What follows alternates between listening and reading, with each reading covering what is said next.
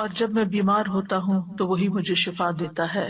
اور ایوب کو یاد کیجیے جب اس نے اپنے رب کو پکارا کہ مجھے تکلیف پہنچی ہے اور تو سب رحم کرنے والوں سے زیادہ رحم کرنے والا ہے، تو ہم نے اس کی دعا قبول کر لی، پھر جو کچھ اسے تکلیف تھی وہ ہم نے دور کر دی، اور ہم نے اسے اس کے اہل و عیال اور ان کی مانند ان کے ساتھ مزید بھی اپنے پاس سے بطور رحمت عطا کیے اور عبادت کرنے والوں کے لیے نصیحت کے طور پر۔ ایوب علیہ السلام اللہ سبحانہ تعالیٰ کے برگزیدہ نبی تھے۔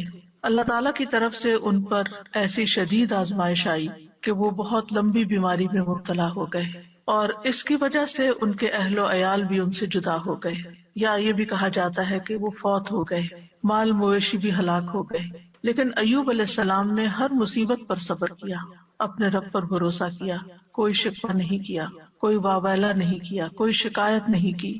جب تکلیف حد سے بڑھ گئی تو انہوں نے اللہ تعالیٰ سے دعا کی، اے میرے رب، مجھے بیماری لگ گئی ہے اور تو رحم کرنے والوں میں سب سے زیادہ رحم کرنے والا ہے۔ تو اللہ سبحانہ تعالیٰ نے ان پر اپنی رحمت نازل کی، ان کی دعا قبول فرمائی اور حکم دیا کہ زمین پر اپنا پاؤں مارو۔ انہوں نے پاؤں مارا تو ٹھنڈے پانی کا چشمہ نمودار ہو گیا۔ حکم ہوا کہ اسے پیو اور اس سے غسل کرو۔ وہ مبارک پانی پینے اور اس پانی کے ساتھ غسل کرنے سے ان کی ساری بیماری دور ہو گئی، یعنی پانی ان کے لیے شفا کا باعث بن گیا اللہ کے اذن سے، اور وہ پوری طرح صحت مند ہو گئے۔ اللہ تعالیٰ نے انہیں ان کے گھر والے بھی عطا فرما دیے اور اتنے ہی اور بھی دے دیے۔ وَأَيُّوبَ إِذْ نَادَىٰ رَبَّهُ، اور ایوب کو یاد کیجیے علیہ السلام جب اس نے اپنے رب کو پکارا۔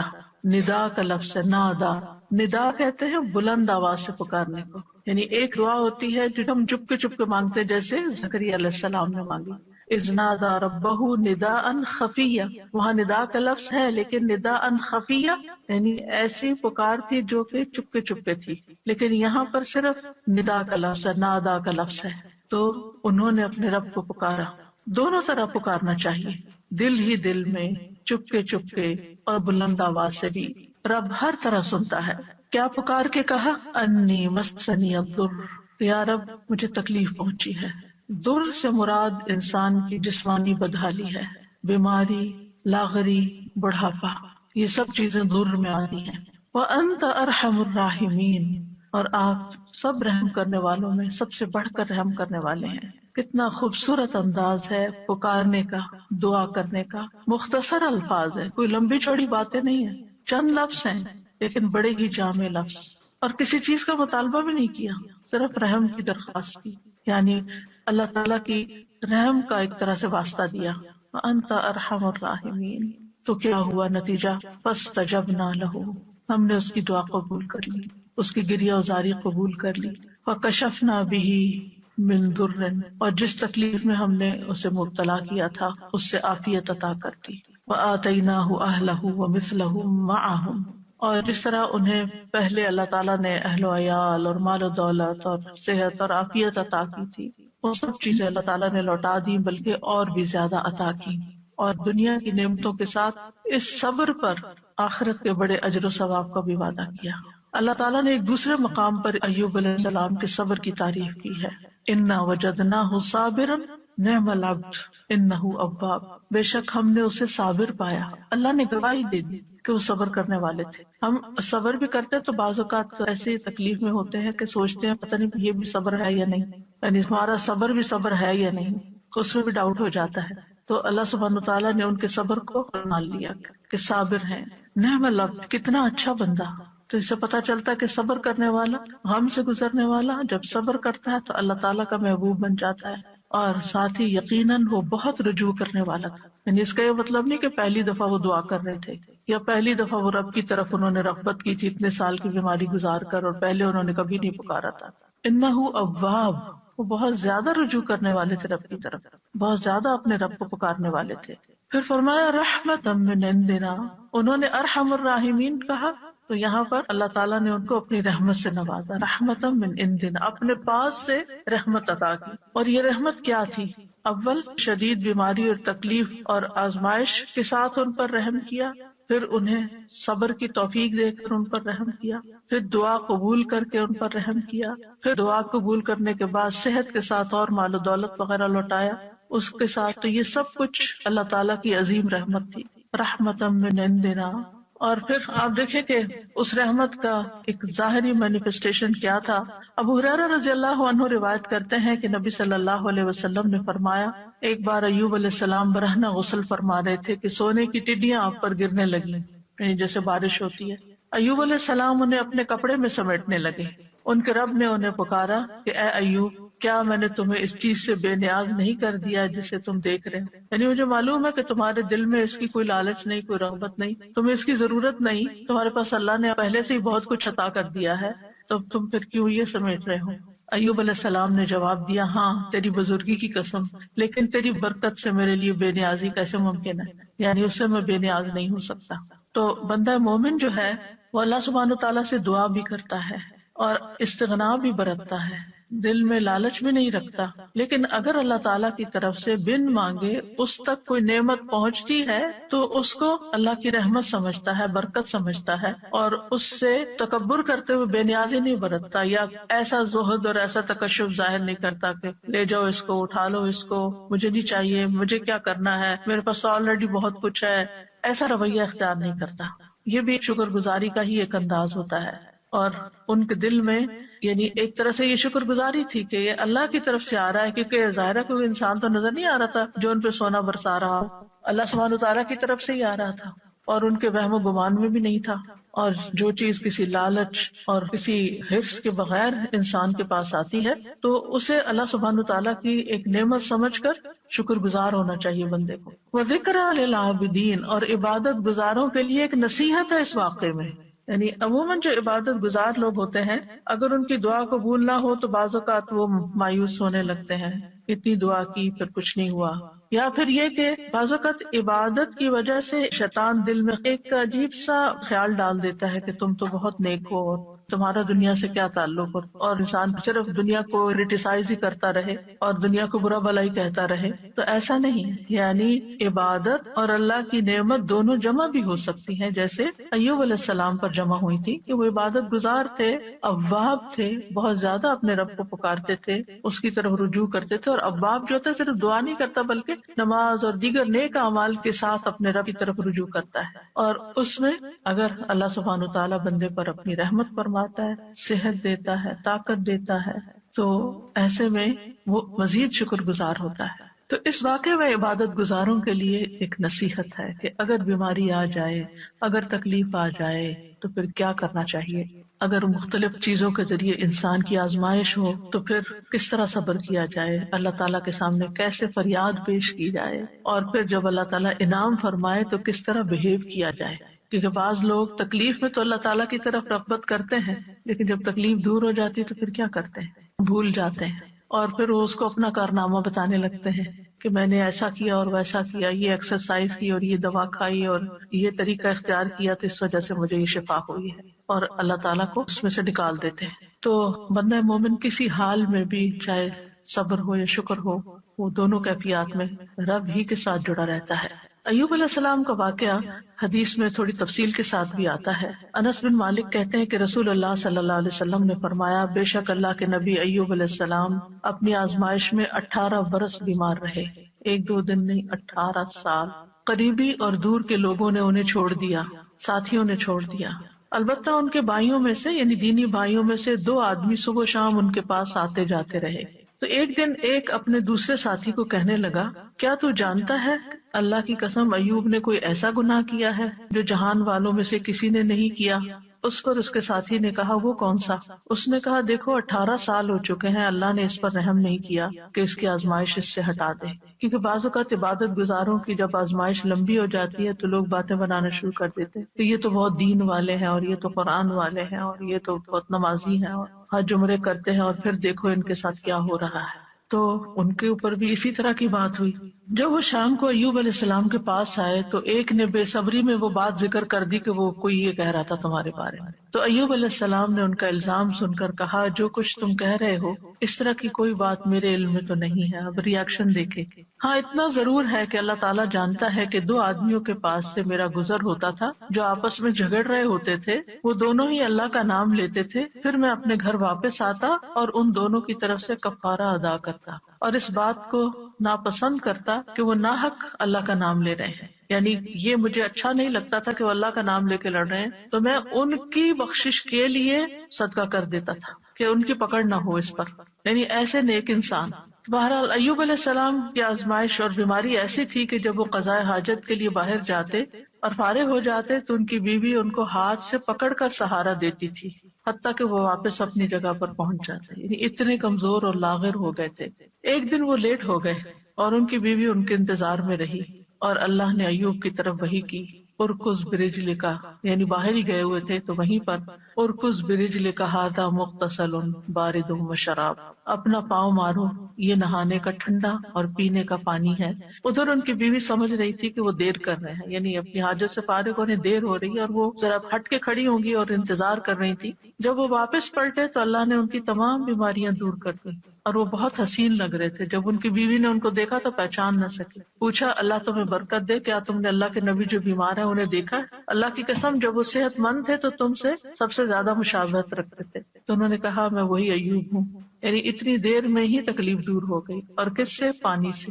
ایوب علیہ السلام کے 2 کھلیان تھے، ایک گندم کا تھا اور ایک جو کا. اللہ نے اس پر 2 بادل بھیجے. ایک بادل گندم والے کھلیان پر آ کر سونا برسانے لگا حتیٰ کہ وہ سونا بہنے لگا، اور دوسرا جو کے کھلیان پہ آ کے چاندی برسانے لگا یہاں تک کہ چاندی بہنے لگی. اس طرح اللہ نے ان کو مال بھی دیا اور دولت کثیر بھی دی، یعنی ان کی نعمتیں پہلے سے بھی زیادہ ہو گئی.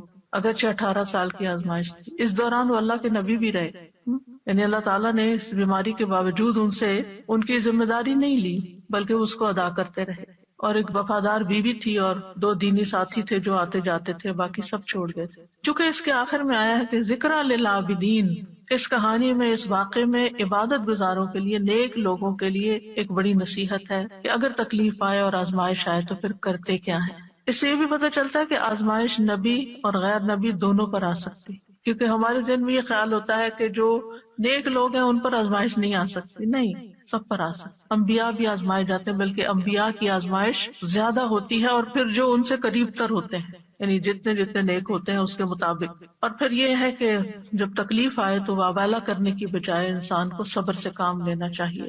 اور پھر یہ کہ اللہ تعالیٰ دعا قبول کرتا ہے جب انسان اللہ کے خوبصورت ناموں یا صفات کے ساتھ گریہ وزاری کرتا ہے. اس سے مصیبت دور ہوتی ہے، اور مصیبت آنے پر اس کے گزر جانے کا انتظار کرنا چاہیے، اور انسان کو حوصلے میں رہنا چاہیے کہ آج تک جتنی تکلیفیں آئی سب چلی گئیں، یہ بھی ایک وقت آئے گا تو چلی جائے گی. کوئی بھی مصیبت ہمیشہ کے لیے نہیں باقی رہتی. اور یہ بھی یاد رہے کہ جو شخص تکلیف پر صبر کرتا ہے اللہ تعالیٰ اس کو دنیا میں بھی انعام سے نوازتا ہے، اور آخرت کا اجر تو اس کے لیے لکھا ہی جاتا ہے.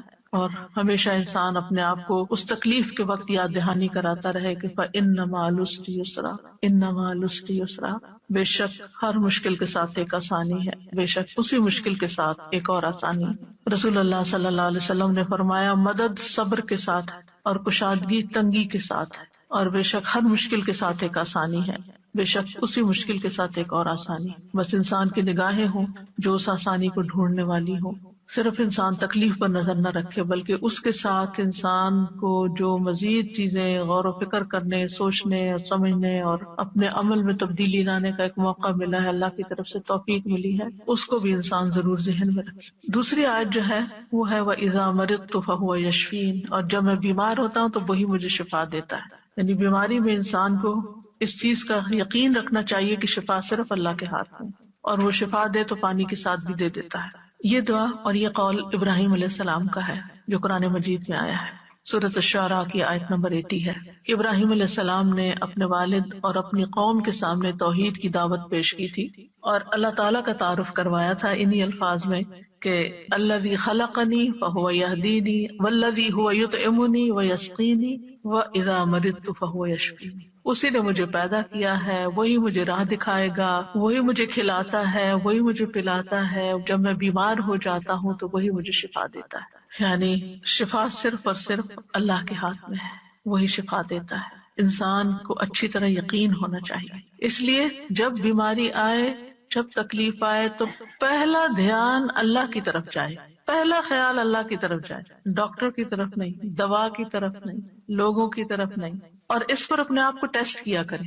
اگر کہیں چوٹ لگتی ہے، اگر کہیں درد ہوتی ہے، اگر کہیں کوئی بھی چیز پیش آتی ہے، ایک دم گلا پکڑا جاتا ہے کچھ، تو کیا خیال آتا ہے کہ اس سے نجات اور خلاصی کیسے ہوگی، اب کیا کروں؟ کیونکہ انسان فوراً اس کا توڑ سوچتا ہے نا کہ یہ مشکل آ گئی، اب اس کا توڑ کیا ہو، اب میں کیا کروں؟ تو سب سے پہلے اللہ سے دعائیں. اللہ تعالیٰ کا نام بھی شافی، یہاں شافی کہہ کے پکار سکتے ہیں، اللہ شفا تیرے ہاتھ میں، یا رب تو مجھے شفا دے. جو اپنی زبان میں، عربی میں، اردو میں، انگلش میں، جس میں بھی پہلے اللہ کو پکارے، اللہ تو اس کی صحت کے اسباب پیدا کرتے، تو یہ آسانی پیدا کر دے. حضرت عائشہ کہتی ہیں کہ رسول اللہ صلی اللہ علیہ وسلم دم کرتے ہوئے یہ دعا پڑھا کرتے تھے، امسح البأس رب الناس بیدک الشفاء لا یکشف الکرب الا انت. اے لوگوں کے رب، تکلیف کو دور کر دے، شفا تو تیرے ہی ہاتھ میں ہے، تیرے سوا اس کو دور کرنے والا اور کوئی نہیں. کیونکہ تکلیف ہمارے عقیدہ توحید کو بھی آزماتی، اس کی بھی آزمائش کے لیے آتی. تو جب انسان کہتا ہے کہ صرف اللہ ہی کر سکتا ہے اور وہی سبب پیدا کرے گا اور باقی سب اسباب ہے، دوا ہو یا دعا ہو یا پھر کوئی ڈاکٹر کی یا کسی انسان کی مدد ہو، یہ سب وسائل ہیں، یہ اسباب ہیں، یہ وسائل ہیں، جبکہ اس کو دور کرنے کی طاقت صرف اللہ میں ہے، کرتا وہی ہے. تو آپ دیکھیے کہ ابراہیم علیہ السلام کا یہ ادب ہے، اور وہ کہتے ہیں کہ بیماری اور شفا دونوں اللہ ہی کی طرف سے ہیں، لیکن بیمار ہونے کی نسبت انہوں نے اپنی طرف کی ہے کہ جب میں بیمار ہوتا ہوں، یعنی بیمار کرتا تو اللہ، لیکن جب میں بیمار ہوتا ہوں فہو یشفین، تو وہ مجھے شفا دیتا ہے. یعنی اگرچہ خیر اور شر دونوں کا خالق اللہ ہے، لیکن شر کی نسبت اپنی طرف کی ہے اور خیر کی نسبت اللہ تعالیٰ کی طرف کی ہے. کہا جاتا ہے نا کہ تندرستی 1000 نعمت ہے.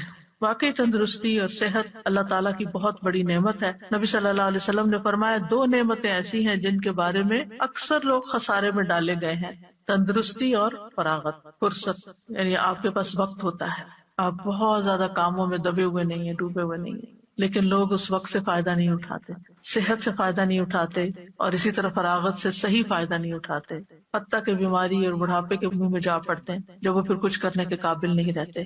اور ہمیں یہ بھی حکم دیا گیا ہے کہ ہم صحت کی حفاظت کریں، اپنے جسم پر ناروا بوجھ نہ ڈالیں.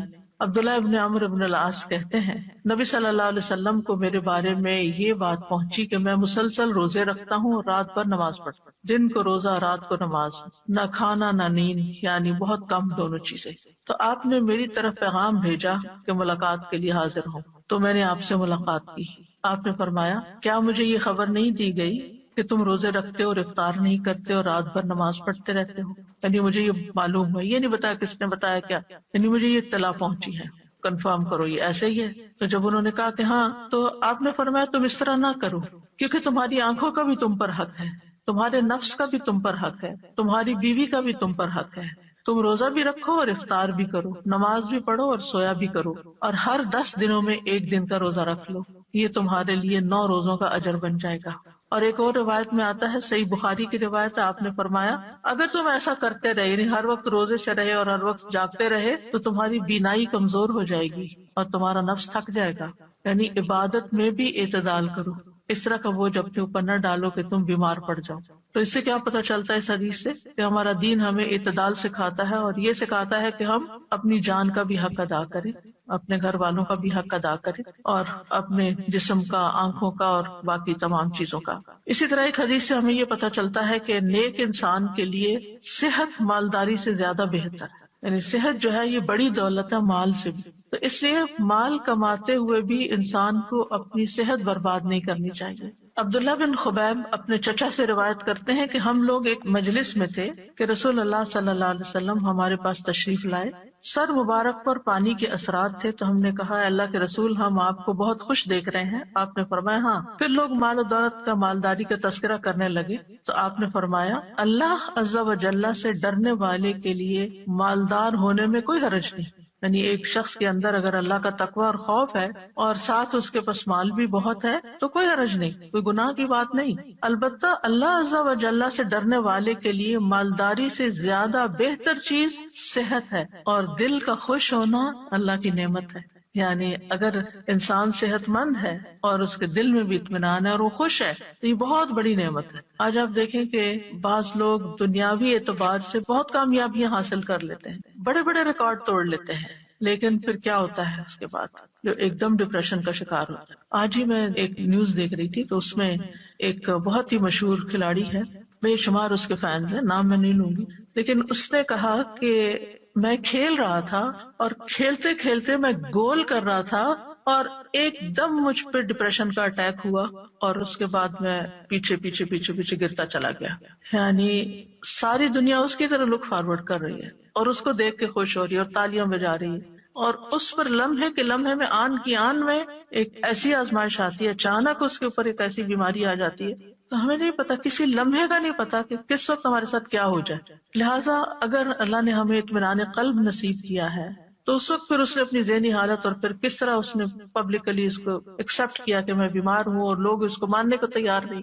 یعنی لوگ کیا چاہتے ہیں، ہمارے ہیروز جو ہیں وہ تو سپر سے سپر مین ہی نظر آئے، وہ کبھی اظہار ہی نہ کریں کہ ان کو کوئی تکلیف ہے یا ان کو کوئی پریشانی، لیکن انسان تو کہیں بھی پہنچ جائے وہ انسان ہے اور کمزور ہے، اور اللہ تعالیٰ دکھاتا ہے کہ کوئی بھی انسان خدا نہیں ہے، لیکن ہوتا ہی ہے کہ ہم کچھ انسانوں کو خدا کا درجہ دے دیتے ہیں اور ان سے ایسی توقعات وابستہ کر لیتے ہیں کہ نہ یہ کبھی بیمار ہوں گے اور نہ ہی کبھی ان کو کوئی تکلیف آئے گی اور نہ ہی ان پر کوئی آزمائش آئے گی۔ تو ایسا نہیں سوچنا چاہیے، انسان انسان ہے اور انسان کمزور ہے، اور انسان دنیا میں مال و دولت کے یا شہرت کے کسی بھی مقام پہ پہنچ جائے، اس کے ساتھ کسی وقت بھی کچھ ہو سکتا ہے۔ تکلیف نعمت میں بھی بدل سکتی ہے اور نعمت تکلیف میں بھی بدل سکتی ہے، اس لیے انسان کو اللہ تعالیٰ کی طرف رجوع کرتے رہنا چاہیے اور عافیت کی دعا مانگتے رہنا چاہیے۔ لیکن ہمیں جو اس حدیث سے پتہ چلتا ہے وہ یہ کہ مالداری سے زیادہ بہتر چیز صحت ہے۔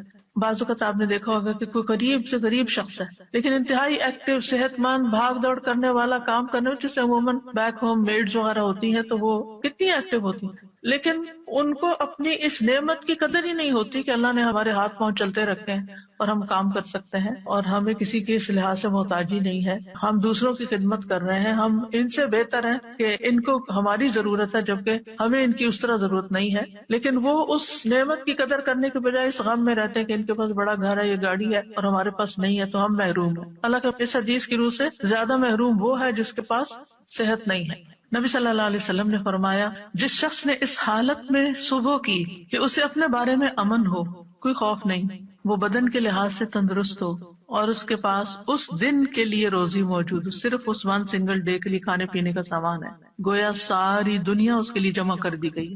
اگر انسان ان نعمتوں پہ سوچے اور شکر ادا کرے۔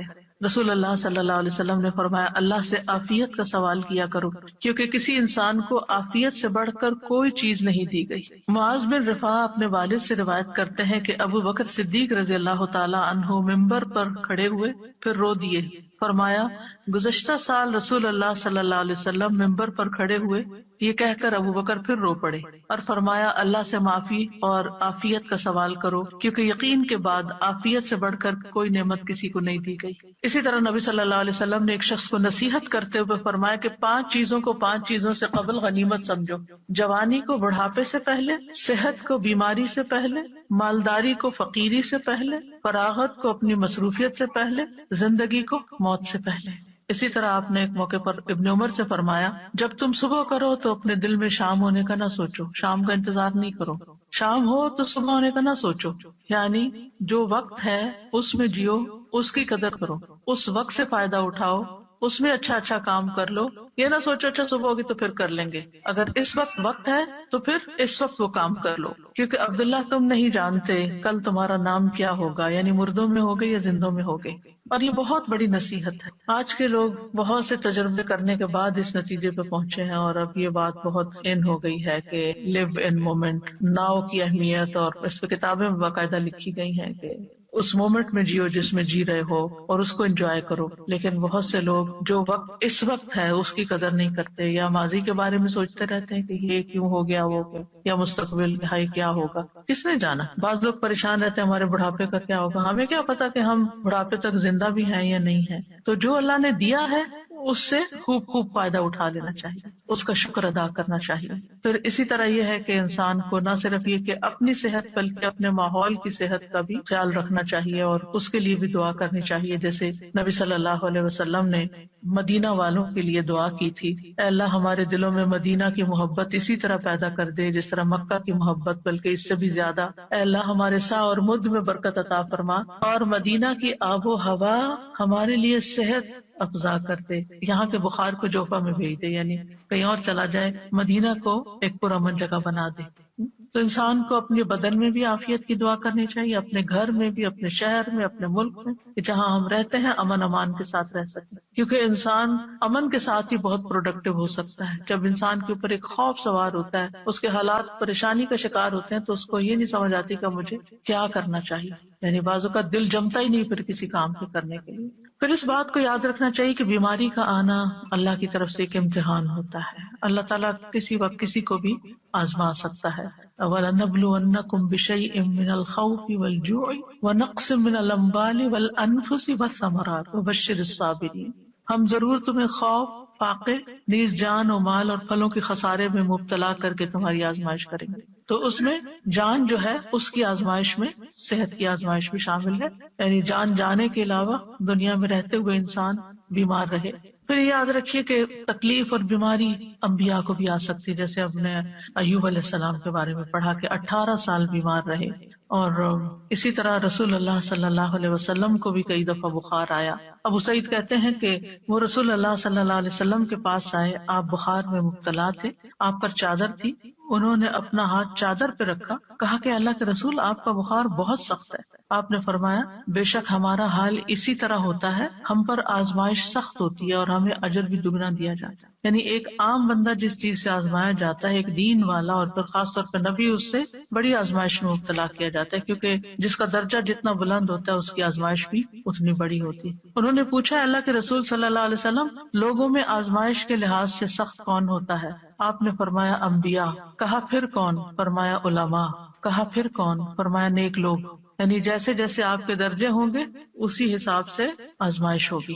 اس لیے اگر کسی کے اوپر کوئی تکلیف بڑی آ جاتی ہے تو وہ تب بھی اللہ سے اچھا گمان رکھے کہ اگر اللہ نے مجھے دوسروں کے مقابلے میں زیادہ آزما لیا تو اس کا مطلب یہ ہے کہ اللہ تعالیٰ کی مجھ پہ نظر کرم ہے۔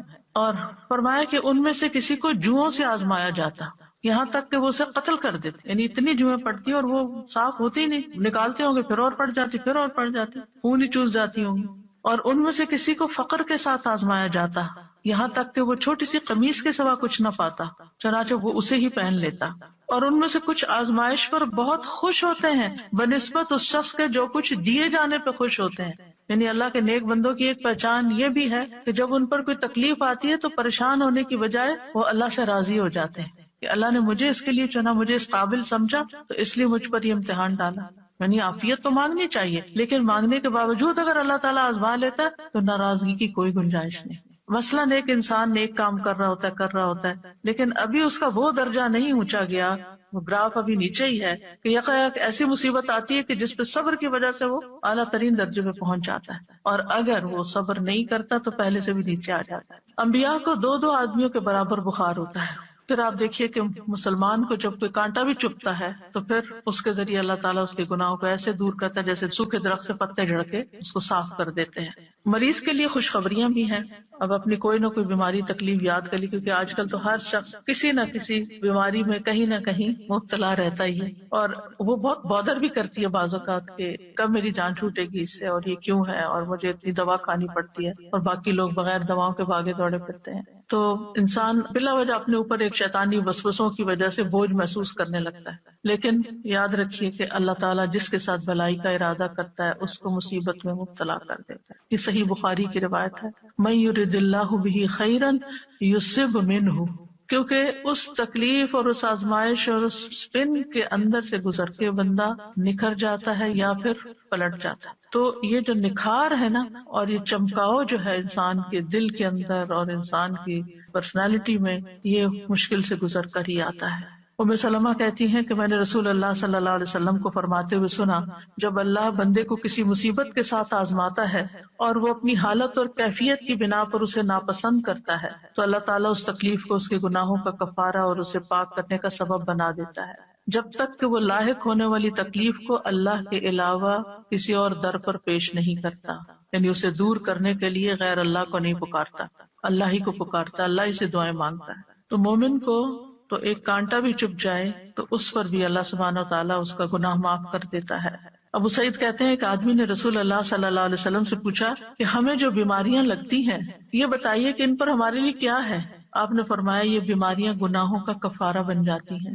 ابی ابن کعب نے عرض کیا اگرچہ بیماری چھوٹی ہو، آپ نے فرمایا اگرچہ ایک کانٹا ہی چپ جائے یا اس سے بھی کم. بعض اوقات آپ نے دیکھا ہوگا کہ آپ گارڈننگ کر رہے ہوتے ہیں یا پھول توڑنے لگتے ہیں، کوئی سبزی توڑنے لگتے ہیں، تو آپ کے ہاتھ میں چھوٹا سا نظر نہ آنے والا چھوٹا سا کانٹا چپ جاتا ہے. اب وہ نظر بھی نہیں آتا، لیکن اس کی چبھن اور اس کی بودریشن اور اس کی تکلیف ایسی ہوتی ہے کہ انسان کسی پل اس کو بھولتا نہیں، یعنی اسے بے چین رکھتا ہے. وہ اس پر بھی اجر ہے، لیکن اس وقت اجر بھول جاتا ہے، بس تکلیف ہی یاد رہتی، اور اس کے بدلے اللہ تعالیٰ انسان کے درجات بلند کر دیتا ہے. سادہ جی مجھے خیال آیا کہ اجر کے لیے شاید ہم اتنے حریص نہیں ہیں، ہم اس کو اتنا اس طرح مٹیریلائز کر کے نہیں دیکھتے. جیسے کانٹے چبھنے اور اس کی بات کی نا آپ نے، مجھے خیال آیا کچھ لوگ اپنی مالی مجبوری کی وجہ سے جا کے بلڈ اپنا بیچتے ہیں، یعنی پنچ کرا کے بلڈ نکلواتے ہیں، کوئی ویکنس ہوتی ہوگی یا کوئی آرگن بیچ دیتے ہیں، کوئی اس طرح کا چیز ہوتی ہے، تو وہ ان کے سامنے وہ مالی فائدہ ہوتا ہے جسے وہ ان کو زیادہ چاہیے ہوتا ہے، تو وہ اپنے جسم کا ایک حصہ یا جسم کا خون بیچ دیتے ہیں. لیکن انسان کے اوپر اچانک سے کوئی آزمائش آ جاتی ہے تو اس وقت وہ چیز نظر نہیں آ رہی ہوتی نا کہ اس کے بدلے اجر ملنے والا کیا ہے. جیسے پڑھا بھی ہے، حدیث میں بھی ہے، یقین بھی ہے، لیکن شاید ہماری وہ لیول آف ہرس نہیں ہے کہ ہم پھر اس پہ اس وقت صبر کر جائیں. اصل میں جب آخرت کو سامنے رکھ کے انسان جیتا ہے نا تو چیزیں اور طرح نظر آتی ہیں. پھر ہر چیز کے بارے میں انسان مختلف طریقے سے سوچتا ہے، نگاہ ہی بدل جاتی ہے. وہ آزمائشوں کو مختلف طرح دیکھتا ہے، وہ نعمتوں کو مختلف طرح دیکھتا ہے، وہ مال کو کسی اور طرح دیکھتا ہے، وہ زندگی کے منصوبے کسی اور طرح بناتا ہے، اس کی پلاننگ کچھ اور ہوتی ہے، پورا پرسپیکٹو چینج ہو جاتا ہے. سادہ جی ہم نے اکثر دیکھا ہے جب ہم مریض کے پاس ہوتے ہیں اور ہم کس قسم کی باتیں کر رہے ہوتے ہیں، کئی لوگوں کو تو یہ مریض کی عیادت کے آداب بھی نہیں آتے اور الٹا ان کو وہ ڈی موٹیویٹ کر کے اٹھتے ہیں کئی مرتبہ.